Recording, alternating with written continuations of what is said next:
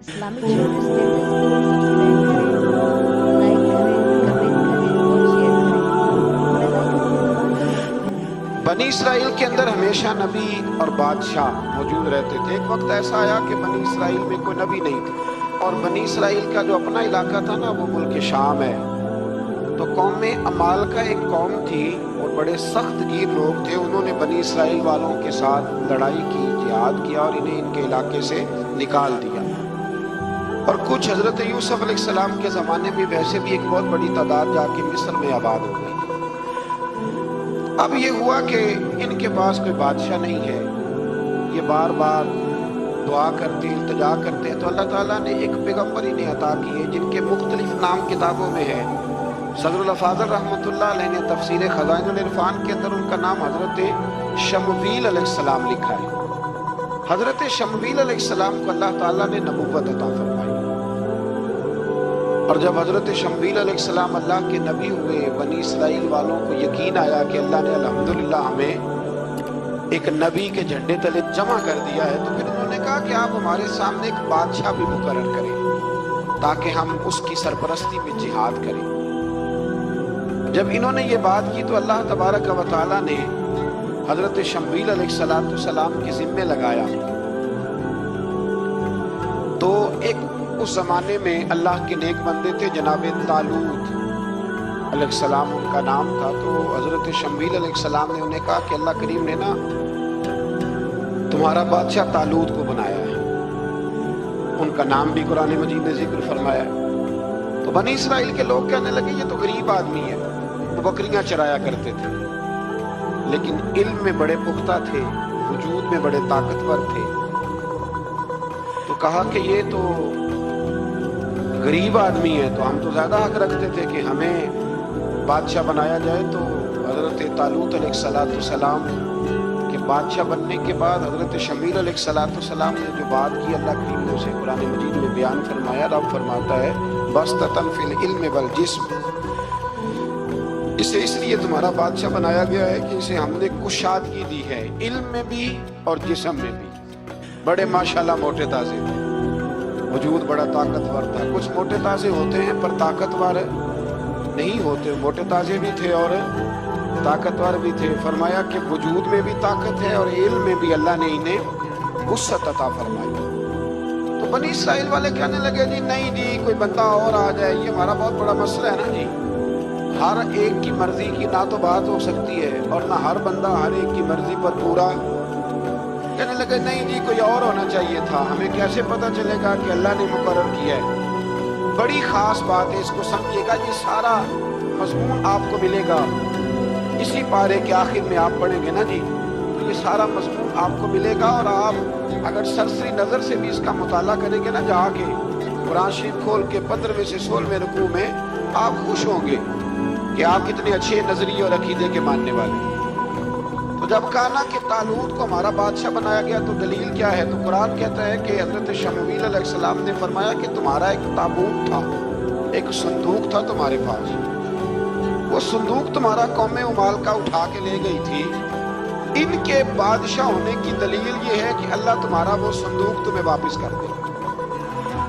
वो तुम्हारा संदूक तुम्हें वापस कर देगा। उस संदूक में क्या है? वो हजरत आदम जन्नत से साथ लेके आए थे। उसमें था क्या? तो कुरान मजीद कहता है कि उसके अंदर ना हजरत हारून अलैहिस्सलाम और हजरत मूसा अलैहिस्सलाम के तबर्रुकात थे। तबर्रुकात।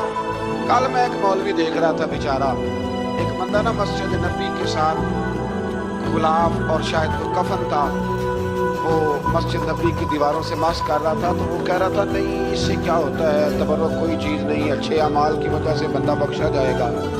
मैंने कहा तू मुझे मिले तो मैं तुझे बुखारी खोल के दिखाऊंगा कि हजरत अब्दुर्रहमान इब्ने औफ जिन्हें हुजूर ने कतई जन्नती कहा, हुजूर के वजूद पर कुर्ता देख के कहने लगे हुजूर बड़ा ही सोना लग रहा है। तो फरमाया तुझे चाहिए, हुजूर मिल जाए तो क्या ही बात। नबी पाक ने अता किया तो सहाबा कहने लगे अब्दुर्रहमान आपको तो जरूरत नहीं थी, आपके पास तो बड़े लिबास हैं, तो ये कुर्ता हुजूर ने कबूल कर लिया, कोई लेके आया और आपने मांग लिया। तो वो रो पड़े, कहने लगे पहनने के लिए नहीं मांगा, یہ حضور کے جسم سے لگ گیا ہے، میں نے کفن بنانے کے لیے مانگا ہے۔ وہ کہتا ہے حضور کے تبرک میں خیر کوئی نہیں۔ پر آپ یقین کریں ان لوگوں پہ حیرانگی ہے، ہم نے بھی مرنا ہے نا جی، بڑی جلدی قبر میں جانا ہے، وقت کا کچھ پتہ نہیں، لیکن اتنے اندھے ہو کر لوگ چیزوں کو دیکھتے ہیں اور اس تیزی کے ساتھ گمراہی پھیلاتے ہیں۔ مجھے باقاعدہ کسی نے ویڈیو بھیجی اور کہنے لگا جی دیکھیں کتنی اچھی بات کر رہا ہے، لوگوں کو سمجھائیں۔ تو میں نے کہا نہیں، اس کو سمجھانے کی ضرورت ہے۔ اور میں نے اس کو دیکھا ہے، وہ لال رومال والا، میں نے دیکھا ہے وہ ڈھونڈ ڈھونڈ کے جاہلوں کو پکڑتا ہے، تلاش کرتا ہے، اور اگر کوئی مل جائے بات بتانے والا تو پھر وہ خود پکڑا جاتا ہے، اور کئی دفعہ پکڑا گیا تو نکل گیا۔ اللہ تعالیٰ ہمیں سمجھنے کی توفیق دے، ہم سیانے ہو جائیں تو یہ دور دور تک نظر نہیں آئیں گے انشاءاللہ۔ تو وہ تابوت آئے گا، بنی اسرائیل والوں سے کہا تابوت میں کیا تھا سن لو، اور یہ قرآن مجید ہے۔ آج میری ماننا یہ 15 میں سے 16واں رکوع ضرور ہی پڑھنا کہ وہ آخر تابوت میں کیا تھا، کھولنا ذرا۔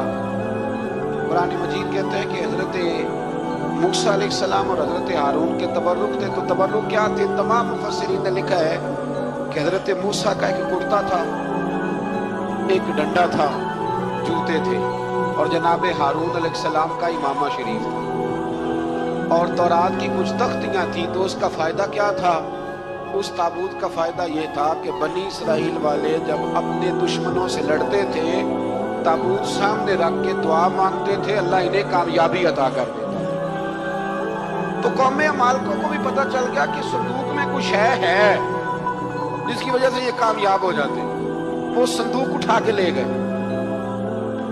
اب ان کی کم بختی یہ، کم نصیبی یہ، انہوں نے جا کے اسے روڑی پہ پھینک دیا۔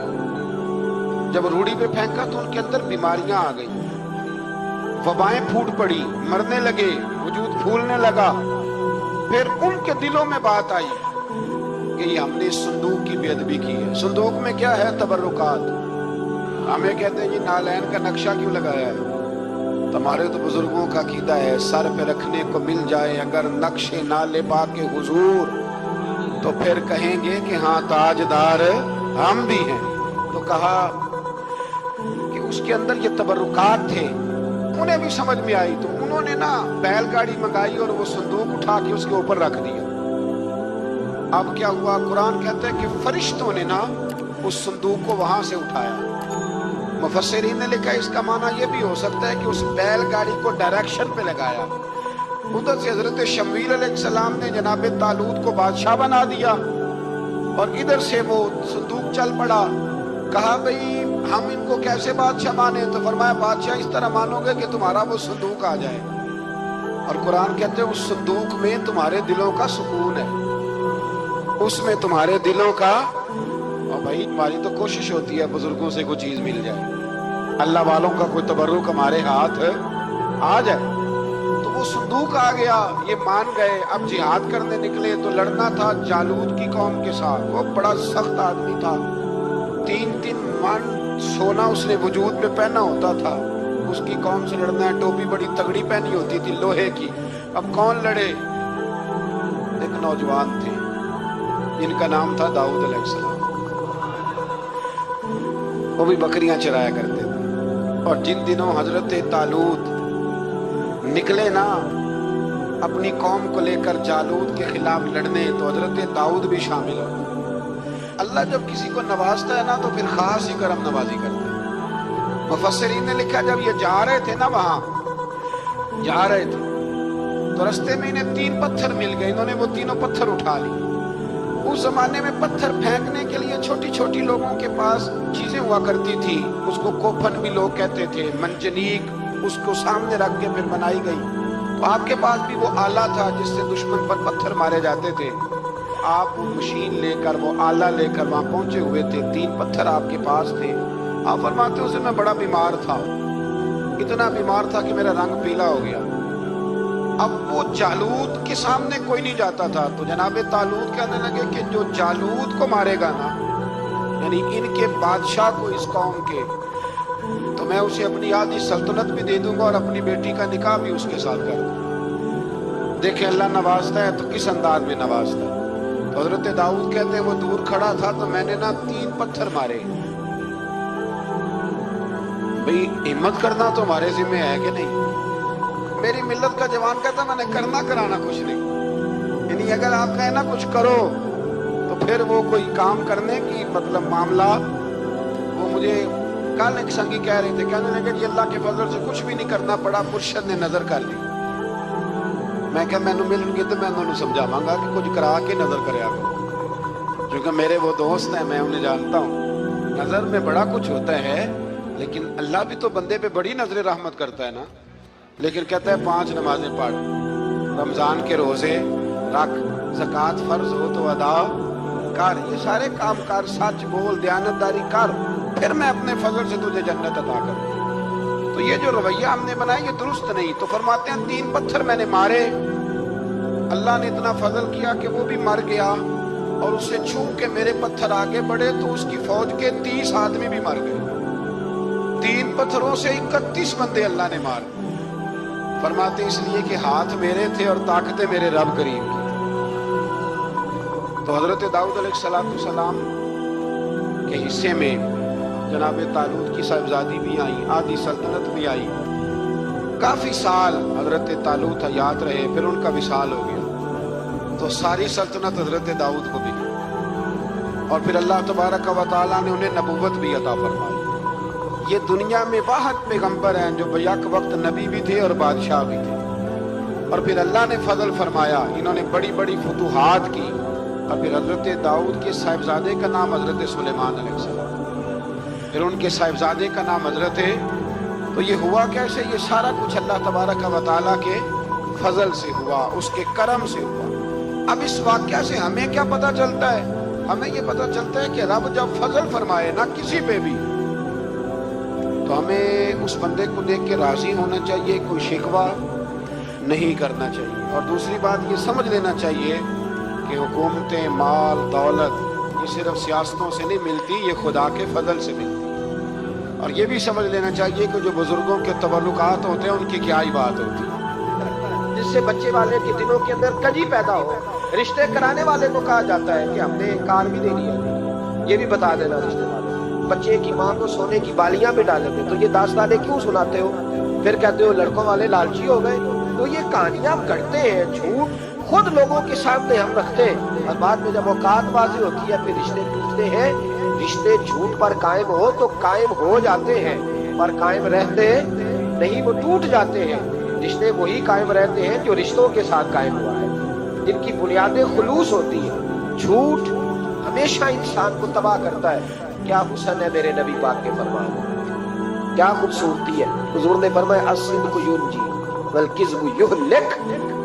2 جملوں میں کائنات کی ساری حقیقتیں بیان کر دی۔ حضور فرمانے لگے سچ بول، سچ تجھے نجات دلا دے گا، سچ تجھے بچا لے گا، والکذب یہلک۔ جھوٹ نہ بولنا تو ہلاک ہوگا، جھوٹ نہ بولنا، یہ محبوب کا فرمان۔ جھوٹ تجھے ہلاک کر، ہر لحاظ سے بندہ جھوٹا تباہ ہوگا، سیاسی، سماجی، کاروبار، معیشت، دنیا، رشتے، ہر چیز جھوٹ پہ مبنی ہے۔ کچھ لوگوں کو بیماری ہے جھوٹ بولنے کی، لارا لگانے کی۔ کسی نے کہا یار اتنی ضرورت پڑ گئی، کہا کوئی مسئلہ ہی نہیں، تیرا حل ہو جائے گا، کوئی تیرے پاس نہیں ہے تو صاف انکار کر۔ جھوٹ بول کر جیتنے سے بہتر ہے انسان سچ بول کے ہار جائے۔ اس کو کہے کہ بھائی نہیں میرے پاس گنجائش نہیں، کل آ جانا، پرسوں آ جانا، سویرے آ جانا، کیا ضرورت ہے؟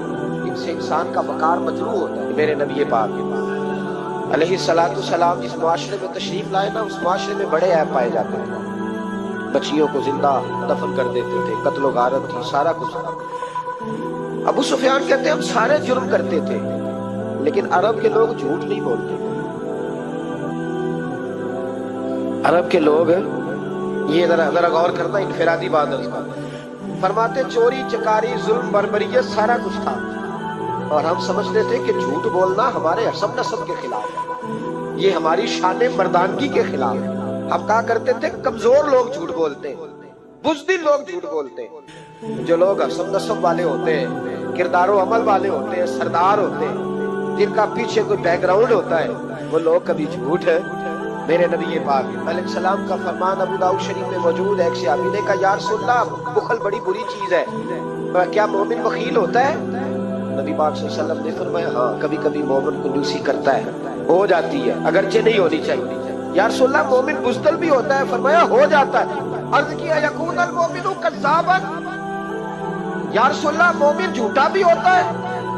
فرمایا قال لا، مومن سب کچھ ہو سکتا ہے پر مومن جھوٹا ہو سکتا، مومن جھوٹ بول سکتا، جھوٹ نہیں اس کی زبان سے نکلتا، یہ مومن کی شان ہی نہیں۔ عرب میں لوگ کہتے ہیں کہ جھوٹ ہماری مردانگی کے خلاف ہے۔ ہمارے تو ملک میں جتنا بڑا جھوٹا ہوتا ہے اللہ ماشاءاللہ اتنا وہ بڑا قد کر جاتا ہے۔ جس کو ہمارے ملک میں لوگوں نے سیاست نام ہی جھوٹ کا سمجھا، ٹی وی پہ بیٹھ کر بہت بڑی جماعت کا بہت بڑا سربراہ کہتا ہے فلانا کام 6 مہینے میں ہو جائے گا۔ ناراض ہو گئے آپ لوگ؟ چلو جو کوئی گل نہیں، بہت بڑی بات، 6 مہینے میں ختم، ٹھیک ہو جائے گا آپ کا مسئلہ۔ 6 مہینے کے بعد جب پوچھا جاتا ہے تو کہتے ہیں سیاسی لحاظ، رات گئی تو اتنا ظلم، شرم ہی نہیں آئی۔ ابو سفیان کہتے ہیں کہ نبی پاک صلی اللہ علیہ وسلم کے جب کچھ صحابہ چلے گئے نا ہجرت کر کے حبشہ کی طرف، تو حبشہ کے نجاشی بادشاہ نے مسلمانوں کو بھی بلایا اور پیچھے سے جو قریش لینے گئے انہیں بھی بلایا، بات چیت ہو گئی تو اس کے دل میں خیال آیا کہ میں کسی سردار سے نہ پوچھوں بات کیا ہے۔ ابو سفیان کہتے ہیں میں تجارت کی غرض سے حبشہ گیا ہوا تھا، تو نجاشی بادشاہ کے کچھ لوگ آئے اور مجھے لے گئے، کہنے لگے بادشاہ بلاتے ہیں، کہتے میں سردار تھا۔ بادشاہ نے جب بلایا تو اس نے نبی پاک علیہ السلام کے بارے میں مجھ سے سوال و جواب شروع کیے، تو میں نے وہ رٹی رٹائی گردان جو سارے پڑھا کرتے تھے وہ میں نے پڑھ دی کہ معاذ اللہ جادوگر ہے، ساحر ہے، کاہن ہے، لڑائیاں کرا دی، نیا مذہب لے آئے، معاذ اللہ۔ وہ جو گردان عرب کے لوگوں نے، ابو جہل نے، ابو لہب نے رٹی ہوئی تھی میں نے سنا دی۔ کہتے اس نے ایک سوال پوچھا، اس نے کہا چل ابو سفیان جو تو کہتا ہے ٹھیک ہی کہتا ہوگا معاذ اللہ، لیکن یہ بتا کہ کیا کبھی انہوں نے جھوٹ بھی بولا ہے؟ کیا انہوں نے کبھی، بہت بڑی بات ہے اس کو سمجھنا۔ ابو سفیان کہتے ہیں کہ میرے دل میں 1 منٹ کے لیے خیال آیا کہ میں جھوٹ بول دوں، کہہ دوں کہ وہ بولتے ہیں معاذ اللہ جھوٹ، لیکن پھر میرے اندر سے آواز آئی کہ تو قبیلے کا سردار ہے، اور جو مردانگی والے لوگ ہوتے ہیں ان کی زبانوں سے کچے جملے نہیں نکلتے، وہ جھوٹ نہیں بولتے۔ جو کسی منصب پر فائز لوگ ہوتے ہیں وہ ایسے ہی ان کی زبان ہر وقت چسکے کے لیے تھوڑا یہاں جھوٹ تھوڑا وہاں جھوٹ نہیں پھینکتے، وہ لوگ جھوٹے نہیں ہوتے۔ تو سردار ہے، تو چودھری ہے، تو سربراہ ہے، تو اہل ہے، تو منصب والا ہے، جھوٹ بولے گا؟ کہتے مجھے کہنے لگا سوچ کیا رہے ہو، بتاؤ کبھی جھوٹ بولا ہے؟ ابو سفیان کہتے ہیں میں نے فیصلہ کیا، میں نے کہا نہیں میں سردار ہو کے جھوٹ بولوں؟ کہتے ہیں میں فوراً بول پڑا، میں نے کہا وہ رشتے میں میرے بھتیجے لگتے ہیں، میرے سامنے آنکھ کھولی، میرے سامنے بچپن گزرا، میرے سامنے جوانی گزری، میرے سامنے شادی ہوئی، میں نے ان کی زندگی کے بڑے رنگ دیکھے، میں نے انہیں ماں سے بچھڑتے بھی دیکھا، دادا کی گود میں کھیلتے بھی دیکھا، پھر دادا کے جنازے پر بھی دیکھا، میں نے انہیں ہر حال میں دکھ اور سکھ میں دیکھا۔ کہنے لگا نجاشی سارے اختلاف اپنی جگہ پر میں نے اس رسول کو اس وقت بھی دیکھا جب مکے کے لوگ ہتھیلیوں میں اٹھاتے تھے، اور آج بھی دیکھتا ہوں جب لوگوں نے پتھر اٹھائے ہوئے ہیں، میرا بھتیجا بھی ہے، میرا اپنا بھی ہے، میرا رائے کا شدید اختلاف بھی ہے، لیکن میں جھوٹ نہیں بولوں گا۔ وہ میرا بھتیجا دکھ میں ہو یا سکھ میں ہو، وہ آسانی میں ہو یا تکلیف میں ہو، امیر کے پاس بیٹھے یا غریب کے پاس بیٹھے، اس کی زبان سے جب بھی نکلتا ہے حق اور سچ ہی نکلتا ہے۔ اس نے زندگی میں کبھی جھوٹ بولا؟ اسیر دشمن کی چاہ میں بھی، مخالفوں کی نگاہ میں بھی امی ہے، صادق ہے، معتبر ہے، میرا پیغمبر عظیم، میرا پیغمبر عظیم تر ہے۔ کہا ان کی زبان سے کبھی جھوٹ نکلا؟ کبھی نہیں نکلا ان کی زبان سے جھوٹ۔ تو کہتے اب نجاشی نے فیصلہ سنایا، نجاشی نے بات کی، فیصلہ سنایا تو کمال کر دی۔ کیا بات کی نجاشی نے؟ کہنے لگا ابو سفیان پھر تم کس طرح کہتے ہو کہ ان کا دین سچا نہیں؟ کہنے لگے جو بندوں کے معاملے میں جھوٹ نہیں بولتا وہ رب کے معاملے میں کیسے بولے گا؟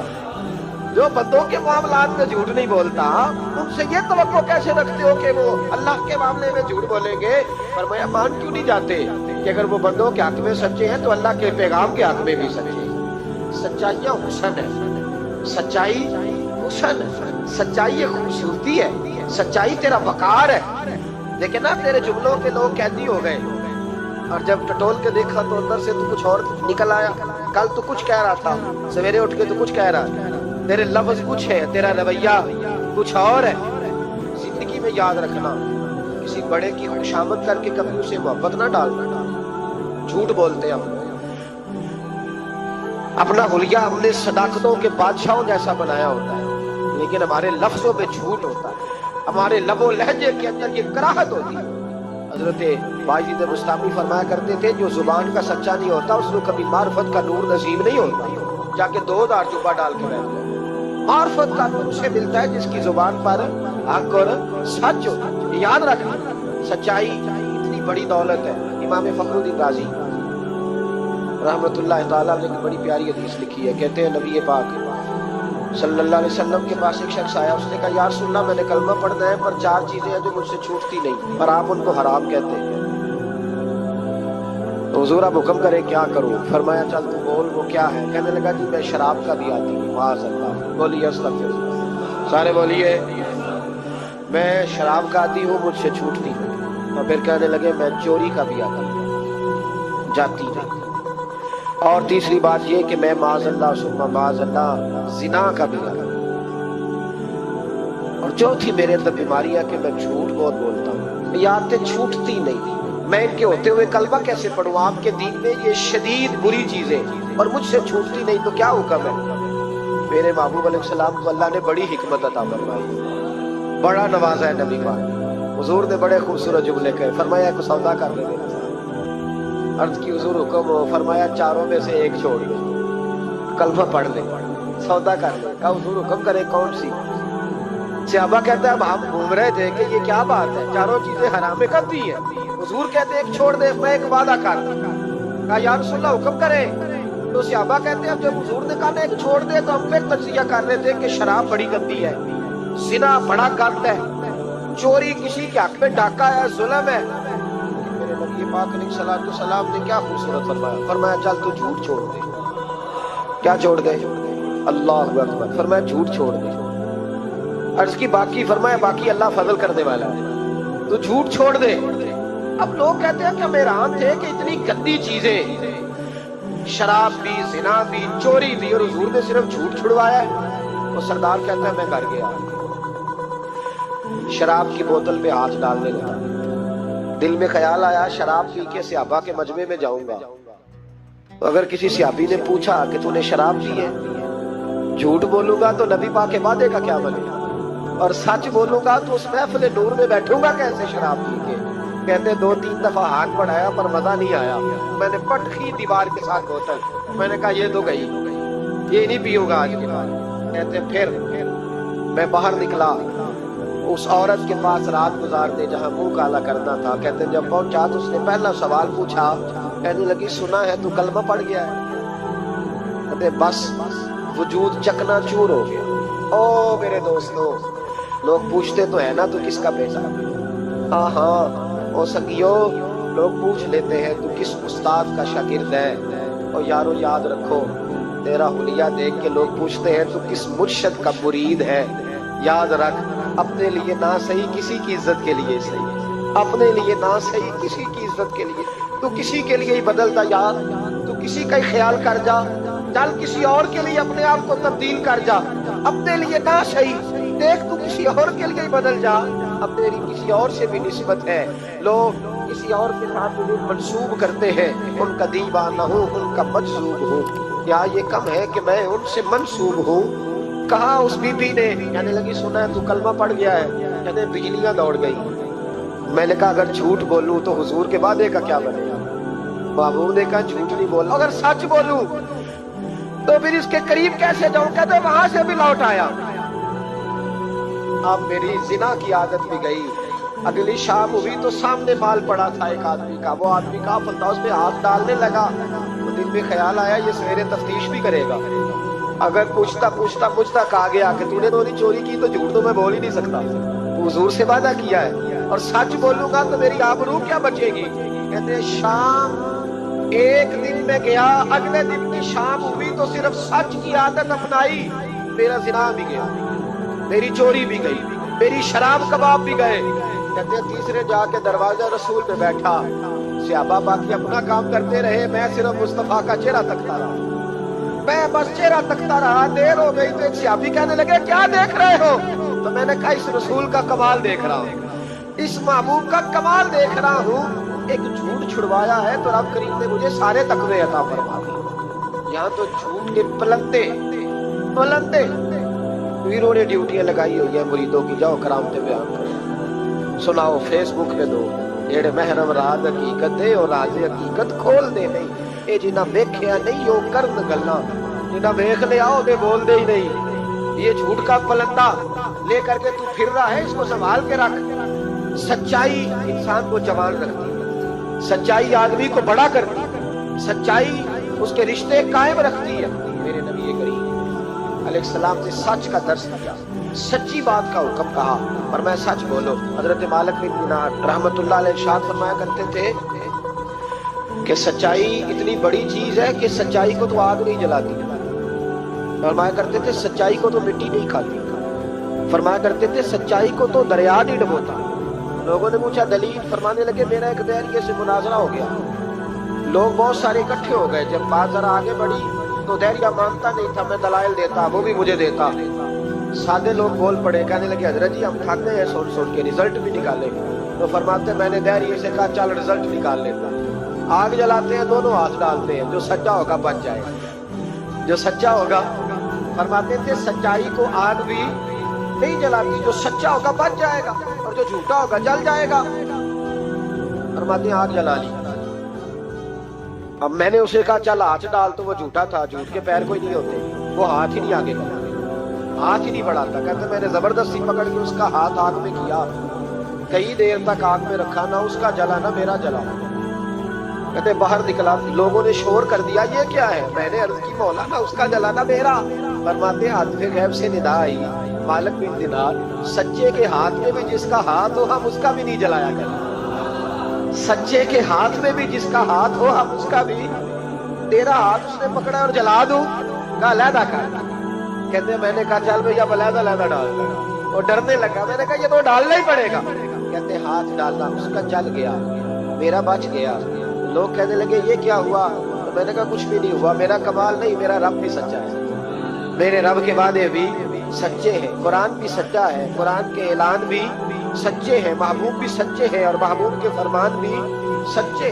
سچائیاں تو آگ میں ڈالے تو نہیں جلتے، ہم لوگ کیسے علیحدہ علیحدہ ہوتے ہیں۔ اور پھر میں نے عرض کی کہ کوئی فائدہ نہیں ہوتا لوگوں کو، بلا وجہ جھوٹ بولتے، جھوٹی خوابیں بیان کرتے، جھوٹے نظریات اور جھوٹی کہانیاں لوگ گھڑ کے بیان کرتے، آتے ہیں تو قصیدہ خوانی کرتے، بادشاہوں کے، پیروں کے، علماء کے قصیدے پڑھتے ہیں، آ کے ان کو کہتے ہیں کیا بات ہے کیا بات ہے، نہ بھائی وہ تعریف ہوتی نہیں جو منہ پہ کی جاتی، تعریف تو وہ ہوتی ہے جو تو کسی تیسری جگہ جا کے بیٹھ کے کرتا ہے، یہ میری بات یاد رکھنا، جو منہ پہ کی جاتی ہے وہ خوشامد ہوتی ہے۔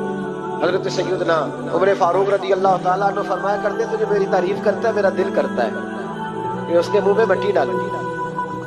ہمارے ایک بزرگ تھے مولانا غلام علی اوکاڑوی صاحب رحمۃ اللہ علیہ، رات میں اوکاڑے میں تھا تو ان کی خوشبوئیں بڑی آ رہی تھی وہاں سے، تو ان کی جب کوئی تعریف کرتا تھا تو وہ اس دور میں ہم یہ نہیں نہ کہہ سکتے کسی کو کہ تیرے منہ میں مٹی ڈالوں، تو جب کوئی تعریف کرتا تھا تو وہ اپنے رنگ میں بولتے تھے، فرمایا کرتے دل کرتا ہے تیرے منہ میں خاک شفا ڈالوں، تیرے منہ میں مدینے کی خاک شفا ڈالوں، تو بندہ کہتا ہے کیا مطلب، کہنے لگا حضرت عمر مٹی کہا کرتے تھے نا، تو میں کہہ نہیں سکتا کہیں تو ناراض نہ ہو جائے، تو منہ میں تو خوش آمدید 2 منٹ آئے، اور پیر بھی چونکہ علماء بھی اللہ ماشاءاللہ میری طرح جو کہلواتے ہیں، وہ علماء مشائخ بڑے لوگ وہ تعریف کے اللہ تعالیٰ خیر کرے، بڑے مزے ہوتے ہیں، تو تھوڑی دیر تعریف کرتا ہے، آنے والا کہتا ہے جی بلے بلے ساری رات تسی رہے ہو خواب، یہ 2-3 تعریفیں سنو، اب میں گیا آپ جانے اور آپ کا کام جانے، تو بھائی تعریف خالی کرتے رہنے کا کیا مطلب ہے؟ پیارا تو وہ ہوتا ہے جو مشن کا وارث ہے، جو دست و بازو بنتا ہے، جو آگے بڑھتا ہے، جو دکھوں سکھوں میں دھوپ چھاؤں میں ساتھ ہوتا ہے، آگے تعریف کرنا، کلادہ ملانا، نکل جانا، کئی دفعہ ساتھ رہنے والے تعریفیں نہیں کر پاتے، کوئی ضرورت بھی نہیں ہوتی، انہیں ضرورت بھی نہیں، اس لیے کہ وہ تعریف نہیں کر رہے، وہ عمل کر رہے، وہ نوکری کر رہے، وہ ڈیوٹی کر رہے، تو ہم تعریفوں کے پل باندھتے ہیں۔ ابا جی کی بھی کچھ لوگ میری تعریفیں کرتے ہیں، خدمت کوئی نہیں کرتے، صرف تعریف پہ گزارا کرتے ہیں، تعریف نہ کر، یہ جھوٹ کا پلندہ نہ باندھ۔ ایک بزرگ کی تحریر پڑھ رہا تھا، رات کو بڑا مزہ آیا، فرمانے لگے نبی پاک کے زمانے کے تو جانور بھی سچ بولتے، کیا کہہ دیا حضور کے زمانے کے، کون حضور کے زمانے کے تو جانور بھی سچ بولتے، اور پھر انہوں نے دلیل کے طور پر کہا. کہنے لگے نبی کریم علیہ السلام گزر رہے تھے, سرور کائنات گزر رہے تھے صلی اللہ علیہ وسلم ایک پہاڑی علاقے سے.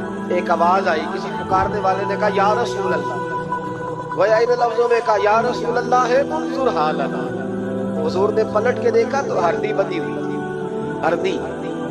نبی پاک علیہ السلام گئے اس کے پاس. ایک روایت ہے کہ صحابی نے اس کو باندھا تھا, ایک روایت ہے کہ یہودی نے باندھا تھا. حضور گئے, آ کے کہا کیا بات ہے؟ تو اس کرنے لگے یا رسول اللہ یہ بندہ مجھے قیدی بنا کے لایا اور آپ میرے تھنوں کو دیکھے دودھ سے بھر گئے, بچے میرے تڑپ رہے, اگر تھوڑی دیر کے لیے یہ مجھے چھوڑ دے تو میں وعدہ کرتی ہوں دودھ پلا کے فوراً واپس آ جاؤں. نبی پاک صلی اللہ علیہ وسلم نے یہودی سے کہا چھوڑ دو. اس نے کہا اگر نہ آئی تو. نبی پاک نے فرمایا یہ سچے سے وعدہ کر لیا تو سچا کر کے دکھائے. حضور کے زمانے کے جانور یہ سچا وعدہ کر کے دکھائے. نبی پاک صلی اللہ علیہ وسلم نے اسے چھوڑ دیا تو جانور کو جب آپ بندے ہوئے کو چھوڑتے تو بڑی تیز دوڑتا تھا. تو اتنی تیز دوڑی کہ جنگلوں کے اندر اور پہاڑوں میں گم ہو گئی, نظر ہی نہیں آ رہی کدھر گئی. جب وہ گم ہو گئی تو وہ یہودی کہنے لگا وہ تو غائب ہو گئی, اس طرح گئی ہے کہ لگتا ہی نہیں تھا پلٹ کے آئے گی, یہ نہیں آئے گی. محبوب نے فرمایا نہیں یہ ضرور آئے گی, یہ سچ کہہ کے گئی, یہ لوٹے گی. وہ یہودی کہتا جب میں نے کہا نا نہیں آئے گی تو واہ میرے محبوب تیری شان پہ بھی قربان جائے, کیا انداز ہے. حضور چارپائی پہ اس کے پاس بیٹھ گئے, فرمایا چل میں بیٹھتا ہوں بطور گرنٹڈ کے, میں بیٹھتا ہوں, آئے گی تو میں جاؤں گا, یہی بیٹھا ہوں. وہ کہتے حضور بیٹھے رہے, شام ڈھلنے لگی, میں نے کہا کوئی نہیں آئی, فرمایا فکر نہ کر آئے گی. کہتے تھوڑی ہی دیر گزری تو وہ لہراتی ہوئی آئی, وہ دوڑتی ہوئی آئی, پہلے آ کے اس نے حضور کے قدم چومے, سجدہ کیا اور پھر وہ شکریہ ادا کر کے واپس گئی جہاں رسی بندھی ہوئی تھی, اس کے پاس جا کے بیٹھ گئی. کہنے لگی مجھے باندھ لو, میں وعدہ کیا تھا. تو نبی کریم علیہ السلام نے فرمایا جا اسے جا کے باندھ. اس نے باندھ لیا تو حضور فرمانے لگے چل میرے ہاتھ بیچ دے. نرخ بازار محبت کا انوکھا ہو گیا, خود خریداروں میں شامل آ کے مولا ہو گیا. کہا بیچ دو میرے ہاتھ, میں خرید لیتا ہوں. اس نے عرض کی حضور نہیں میں نے نہیں بیچنا. کہا کیوں؟ عرض کرنے لگے یا رسول اللہ اسے نہیں بیچنا, میں نے اپنا آپ بیچنا ہے, مجھے کلمہ پڑھا دو, مجھے مسلمان ہونا ہے, اور جب میں غلام ہوں تو میری ہر شے آپ کی ہے. میرے رسول پاک علیہ السلام نے اسے آزاد کر دیا. امام زرقانی فرمایا کرتے تھے تو سچ بولے گا تو آزاد ہو جائے, جھوٹ بولے گا تو قیدی رہے. حضور نے اسے سچ کی برکت سے آزاد کر. الصدق ینجی, سچ تجھے نجات دلاتا ہے, سچ تجھے بچا لیتا ہے, سچائیاں انسان کو زندہ رکھتی ہیں. آپ دیکھ لیں اس ملک کے اندر کتنے سیاستدان آئے, پھر وہ گزر گئے, اللہ جانے کہاں گئے. بیوروکریٹس آئے گزر گئے. جو لوگ سچ بولتے ہیں وہ قائم رہتے ہیں, جن کے افکار میں سچائیاں تھیں, جن کے کردار میں گفتگو میں سچائیاں تھیں وہ موجود ہیں. زمانہ سارا گزر جائے گا لیکن حضرت خواجہ معین الدین اجمیری کا مزار چمکتا ہی رہے گا. دنیا کہیں سے کہیں پہنچ جائے اور بابا فرید الدین کی شان میں کمی آ سکتی نہیں. اور سارے لاہور میں جب سناٹا چھا جاتا ہے داتا علی اجمیری کے مزار پر اس وقت بھی قرآن پاک کی تلاوت ہو رہی ہے. جو سچ لے کے آئے اور جنہوں نے سچائیاں بکھیری کا کمال یہ دیکھو کہ آج بھی وہ چمک رہے ہیں, سچائیاں باقی رہتی ہیں. ہمیں تو قرآن پاک نے حکم دیا یا ایھا الذین آمنوا اتقوا اللہ وکونوا مع الصادقین, اللہ سے ڈرو اور سچوں کے ساتھ رہا کرو, جھوٹوں سے یرانے نہ لگاؤ, جھوٹے لوگوں کے ساتھ تعلقات نہ بناؤ, سچوں لوگوں کے ساتھ رہو, سچائیوں کا ساتھ دو, سچ ہمیشہ اپنے دامن میں رکھو. میرے نبی پاک صلی اللہ علیہ وسلم کے ایک صحابی تھے تو کاغذ قلم لے کے بیٹھ گئے. اب تو ہمیں علم کی قدر نہیں ہے نا, بڑی بڑی حسین باتیں ہوتی ہیں پر وہ 2-4 گھنٹے سننے کے بعد بھول جاتی ہیں کیونکہ محفوظ کرنے کا معیار ہی نہیں, طبیعت ہی نہیں. تو وہ صحابی جب حضور کی بارگاہ میں آیا کرتے تھے تو کاغذ قلم لے کے آتے تھے, محبوب جو بھی ارشاد فرماتے لکھ لیتے. کچھ لوگوں نے ان سے کہا کہ یار حضور کی طبیعت مبارک کبھی جلال میں, کبھی جمال میں, کبھی خوش طبی میں, کبھی کسی طرح تو ہر شے لکھ لیتا ہے.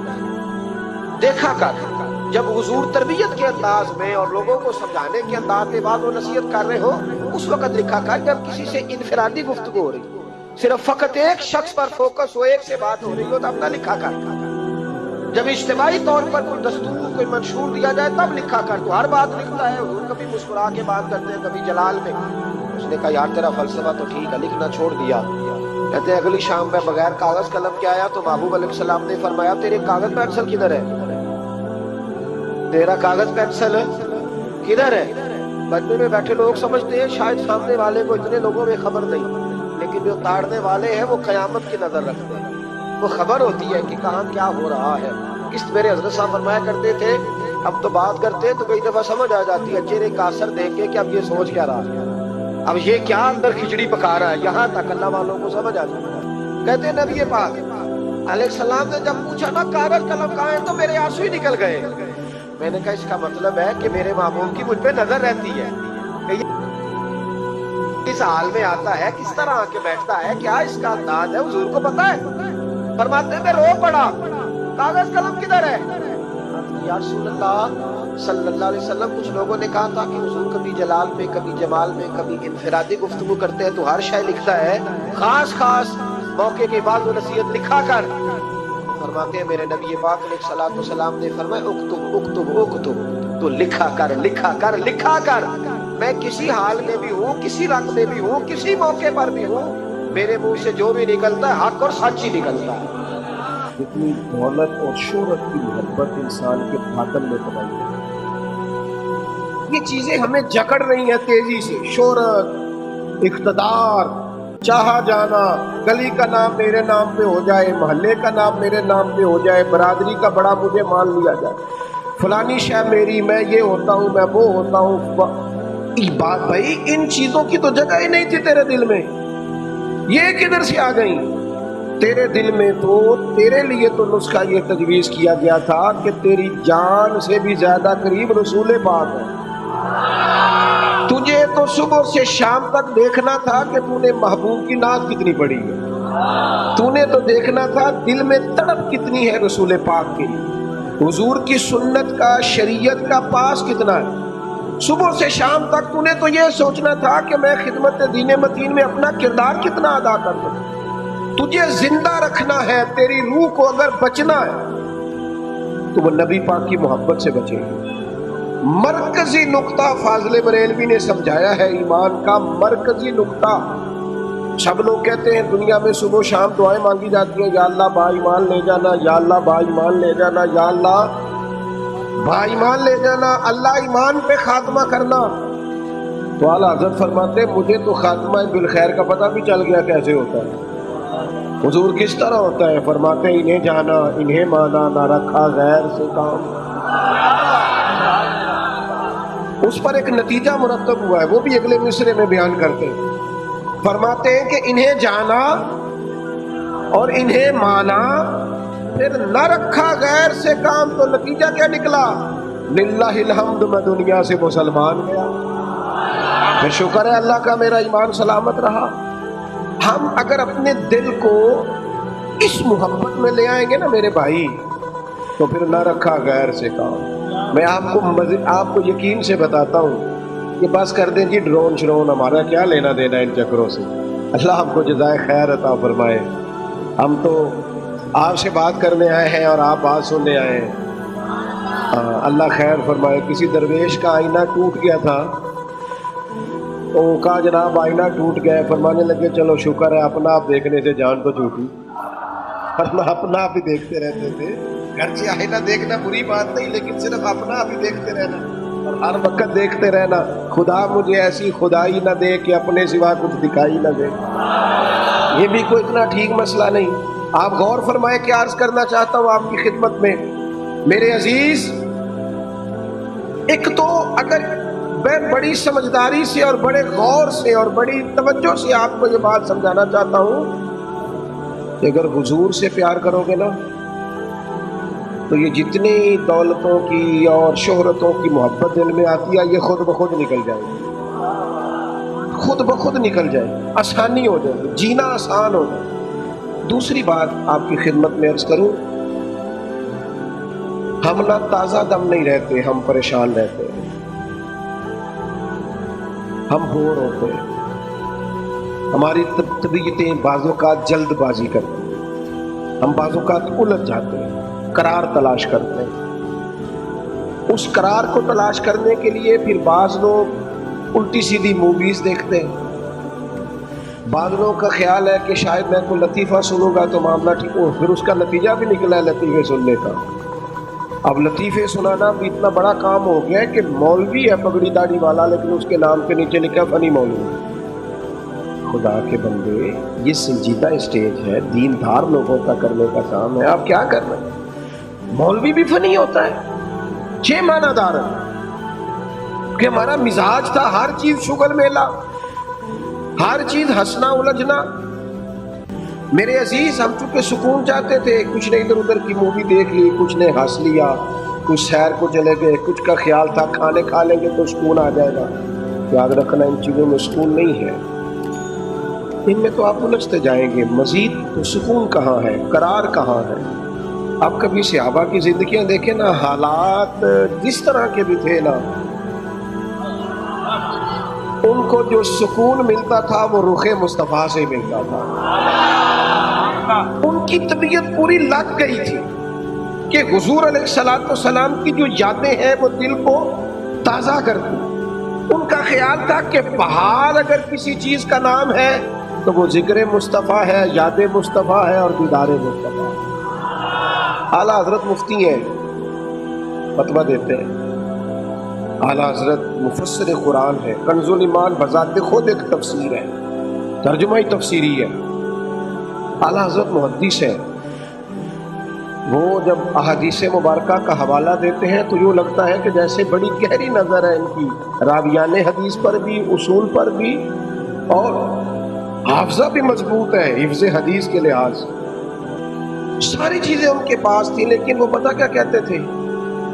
کہتے تھے یہ جو میرا دل چمکدار ہے نا، اور یہ جو میری طبیعت ہلکی پھلکی ہے، اس کی وجہ یہ ہے کہ ان کی مہک نے دل کے غنچے کھلا دیے۔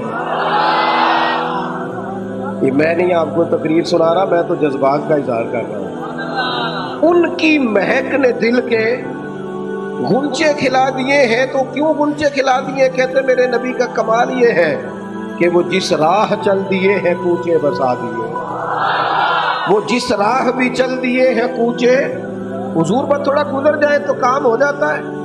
قرار، سکون، سارے دکھ مٹ جائیں گے اگر دل حضور سے لگا لو، اگر محبتوں کا مرکز رسول پاک کو بنا لو گے۔ آپ دیکھیں احد کے میدان کے اندر کافر نے ایک بڑی عجیب سازش کی مسلمانوں کو پریشان کرنے کے لیے، اور بھائی آپ لوگوں کی وجہ سے اگر اتنے لوگ تکلیف میں ہیں تو آپ کو سمجھ جلدی سے بیٹھ جائیں گے، جلدی سے جی فیصلہ کرنے میں اتنی دیر، اللہ آپ کو سلامت رکھے، بیٹھ جائیں جی۔ اب آپ کھڑے ہیں جناب، آپ بھی بیٹھ جائیں، اللہ آپ کو برکت عطا فرمائے۔ اچھا ایک بندہ محفل میں کھڑا ہو جاتا ہے موبائل لے کے، اللہ انہوں سمجھنا چاہیے کہ باقی سارے کل بھی ہیں موبائل۔ تو خدا کے بندے آپ کی وجہ سے اتنے لوگ پیچھے اگر پریشان ہیں تو آپ کو سمجھنا چاہیے اس چیز، اللہ تعالیٰ آپ سب کو ہنستا اور مسکراتا رکھے۔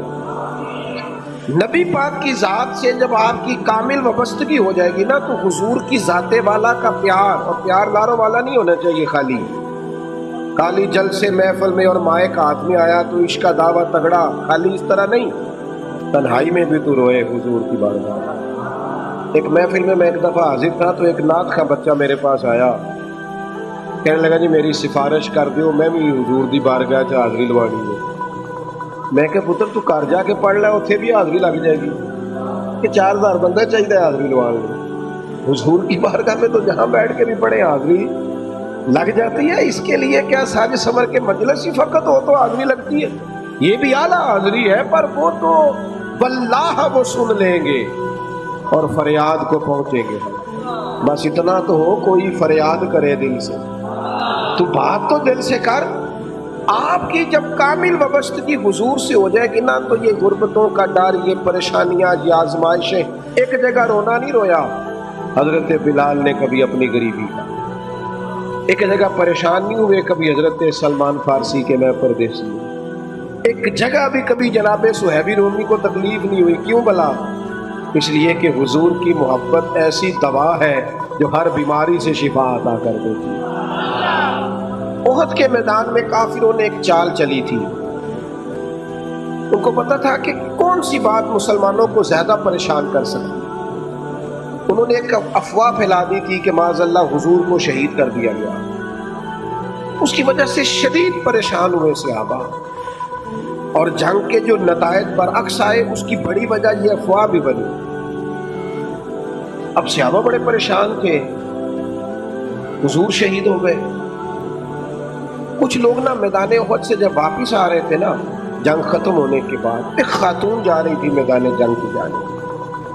عورتیں اپنے مزاج کے لحاظ سے کمزور ہوتی ہیں قلبی طور پر، اور بڑی خوبصورت بات لکھی ہے علماء نے، کہتے ہیں عورت کے دل میں درد زیادہ ہوتا ہے نا، پیار زیادہ ہوتا ہے، اور یہ جو وہ کمزور واقعہ ہو گیا اسے عیب نہ سمجھو۔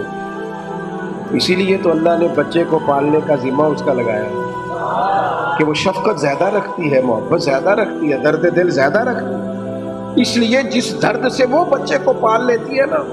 میرا بیٹا ایک دن گھر میں کچھ پکا ہوا تھا، اس کی اماں کہنے لگی کھانا کھاؤ، کہتا ہے میں نہیں کھانا۔ وہ اماں کہتی میں بڑا زور لایا، بڑی محنت کی، بڑی گرمی کی پکایا، آج تو یہی کھانا پڑا ہے۔ کہنے لگا میں نہیں کھانا، میں آرام سے کھانا کھا رہا ہوں۔ اب وہ ماں بیٹا بحث کر رہے ہیں۔ تھوڑی دیر گزر گئی تو مینوں کہندی تسی کیوں نہیں بولتے؟ میں کہا مینوں پتہ ہے کنے جیتنا ہے، تھوڑی دیر بعد کھلو جاؤ، مینوں پتہ کنے جیتنا ہے۔ وہ بچہ اٹھ کے اندر چلا گیا، کہنے لگا میں نہیں کھانا، تسی کھاؤ۔ تو پھر 5 منٹ لگے کہ وہ پکانا شروع کرتا جو بچہ کہہ رہے ہیں۔ تو میں کہا میں تو پتہ ہی نہیں تھا نتیجہ کی ہے، تو اس بحث میں جانے کی ضرورت ہے، اس لیے کہ ماں اولاد کے سامنے ہمیشہ ہی ہار جاتی ہے۔